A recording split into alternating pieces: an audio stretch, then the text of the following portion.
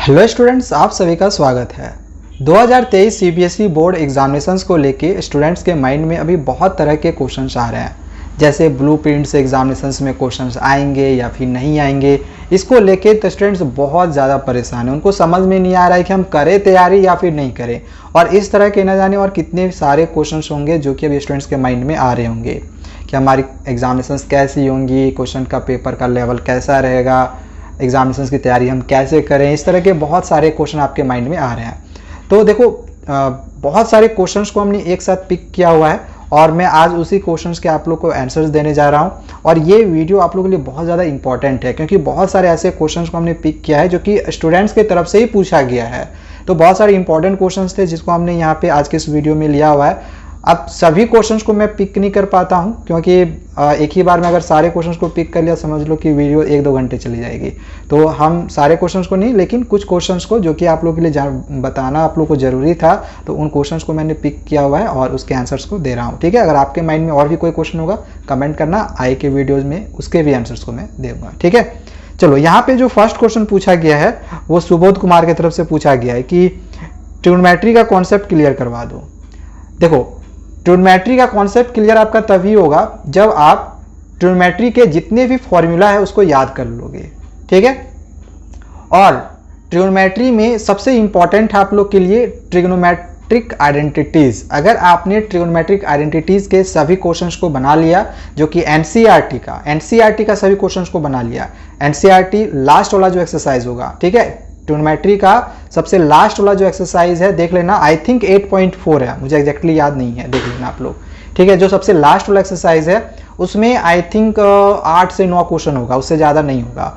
अगर आप 8 से 9 क्वेश्चन की तैयारी कर लिए तो समझ लो कि आपका ट्रिग्नोमेट्री पूरा तैयारी हो गया, क्योंकि ज़्यादातर मार्क्स का जो क्वेश्चन आएगा वो आपका ट्रिग्नोमेट्रिक आइडेंटिटी से ही रहेगा। 4 मार्क्स का एक क्वेश्चन उसमें आपका गारंटी है कि 4 मार्क्स का एक क्वेश्चन उसमें रहना ही रहना है। तो आपको आइडेंटिटीज बिल्कुल भी छोड़ना नहीं है, खास करके एनसीईआरटी का, जैसे कि मैं बार बार बात कर रहा हूँ, क्योंकि एग्जामिनेशंस में हाई चांसेस हैं, मैं 99% का गारंटी दे रहा हूँ कि आपके एग्जामिनेशंस में एनसीईआरटी से ही ट्रिग्नोमेट्रिक आइडेंटिटीज से क्वेश्चंस रहेंगे। ठीक है, उससे आउट नहीं जाएगा। हाँ, बाकी के एक्सरसाइजेस से और दूसरे भी जो हमारे चैप्टर्स हैं उससे आपका एनसीईआरटी से बाहर रहेगा, लेकिन एक्सरसाइज 8.4 जो होगा, आई थिंक 8.4 है एनसीईआरटी का, ट्रिग्नोमेट्री का सबसे लास्ट वाला एक्सरसाइज, वहां से एनसीईआरटी से रहेंगे एग्जामिनेशंस में। ठीक है, मैंने आप लोगों को यहाँ पे एक छोटा सा हिंट दे दिया है कि एग्जामिनेशंस में ट्रिग्नोमेट्री से कहाँ से क्वेश्चन आएगा, तो उसको आप लोग सारा क्वेश्चन को जरूर कर लेना, वहां से पक्का आपके एग्जामिनेशंस में एक क्वेश्चन रहने वाला है जो कि 4 मार्क्स में रहेगा।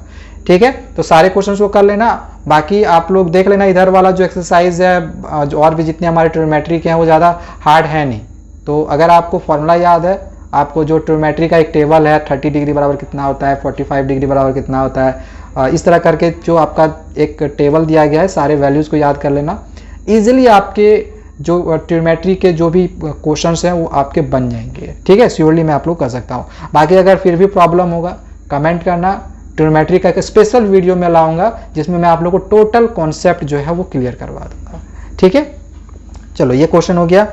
अब देखो, सेकेंड क्वेश्चन है, ये पूछा गया है कि हाफ ईयरली मार्क्स अच्छे नहीं आए तो क्या हमें तभी 90% स्कोर कर सकते हैं क्लास 10th। मतलब क्वेश्चन ऐसा है कि अगर हाफ ईयरली मान के चलो अच्छा मार्क्स नहीं आया तो क्या फिर भी हम बोर्ड एग्जामिनेशंस में 90+ मार्क्स ऑब्टेन कर सकते हैं। मेरा जवाब है यस, बिल्कुल आप कर सकते हो, ना तो मैं बोल ही नहीं सकता हूँ, क्योंकि हमने देखा है, हमने बहुत सारे स्टूडेंट्स को देखा हुआ है कि उन्होंने केवल 3 मंथ पढ़ के 95+ % स्कोर किया हुआ है। ठीक है, और उसके पहले उनका जो पढ़ाई था बिल्कुल गोल था। तो आप यहाँ पे बोल सकते हो कि ऑब्वियसली हम जरूर ला सकते हैं, अभी भी आपके पास 4 महीना का समय है आपके एग्जामिनेशन शुरू होने में। ठीक है, तो 4 महीने में आप काफ़ी अच्छा तैयारी कर सकते हो। 3 महीने पढ़ के जब कोई 95+ ला सकता है तो आपके पास 4 महीना प्लस है टाइम है, तो आप 90% मार्क्स ऑब्टेन कर सकते हो। लेकिन ज़रूरत है तो वही कि सभी चैप्टर्स को अच्छे से समझने की, उनके कॉन्सेप्ट को क्लियर करने की। तो बस आप चैप्टर के कॉन्सेप्ट को क्लियर रखो, चैप्टर को समझते जाओ, पक्का आएंगे 95%। ठीक है, 90 से ऊपर आएंगे। चलो नेक्स्ट क्वेश्चन यहाँ पूछा गया है कि क्या प्री बोर्ड में सेट 1 सेट 2 ऐसे करके होता है। बिल्कुल होता है। हमने पहले भी जैसे आप लोगों को बताया था कि करीब 4 से 5 सेट बनते हैं, ठीक है। तो 4 से 5 सेट आपके एग्जामिनेशंस में आएंगे। हर स्टूडेंट्स के अलग अलग सेट रहेंगे। जैसे आप जब जिस जगह पे बैठे हो तो हो सकता है आपका सेट 2 हो, आगे वाला का 1 देगा, फिर उसके पीछे वाला का 3 रहेगा, उसके पीछे वाले का 4 रहेगा, ऐसे करके रहेगा सेट वाइज, ठीक है। तो चीटिंग को रोका जा सके इस वजह से ऐसा किया जाता है। हाँ, बहुत सारे ऐसे क्वेश्चंस होते हैं जो कि सेट 1 सेट 2 में मैच करते हैं, बहुत सारे। कुछ कुछ क्वेश्चंस को बस चेंज कर दिया जाता है और क्वेश्चन नंबर को चेंज किया जाता है, ठीक है। तो याद रखना। तो ये हो गया। चलो नेक्स्ट क्वेश्चन यहाँ पे पूछा गया है कि सर प्लीज़ रिप्लाई, क्या आईटी के मार्क्स ऐड होंगे? मैथ, साइंस और एसएसटी में हमें स्कूल में बोला है कि ऐड होंगे, ठीक है। क्या सच में हमें बोला कि लैंग्वेज में पास होना कंपलसरी है? Please reply.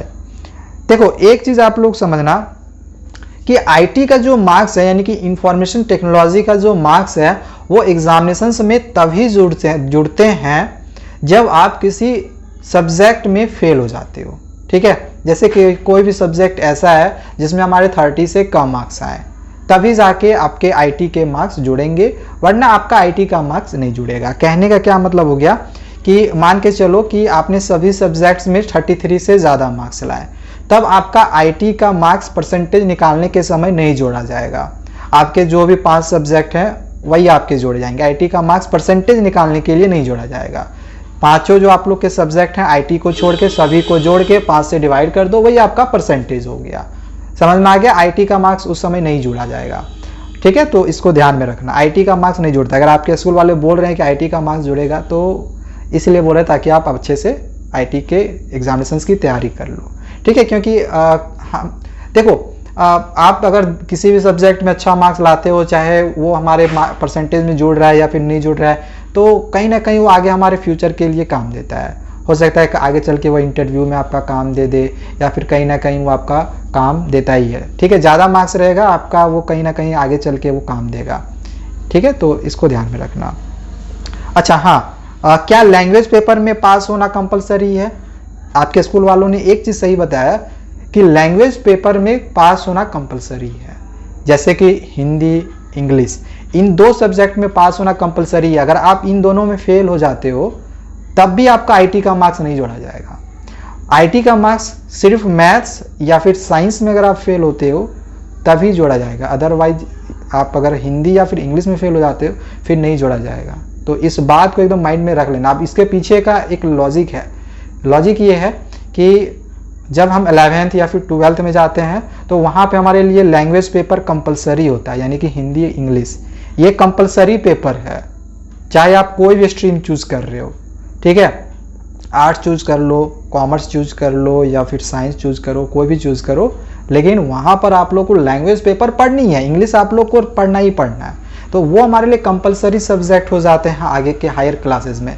लेकिन 11th क्लास में आप लोग को कंपलसरी, आप लोग के लिए कंपलसरी नहीं होता है कि आपको साइंस ही लेना है, यानी मैथ्स ही लेना है, साइंस ही लेना है, वो तो कंपलसरी नहीं होता है ना, ठीक है। अब एक बच गया फिर सोशल साइंस। तो सोशल साइंस में भी अगर आपका फेल होते हो तो उसका भी मार्क्स आपका आईटी का जोड़ लेगा। सिर्फ हिंदी और इंग्लिश में फेल मत होना, नहीं तो फिर आईटी का भी मार्क्स नहीं जुड़ाएगा, ठीक है। तो ध्यान रखना इस चीज़।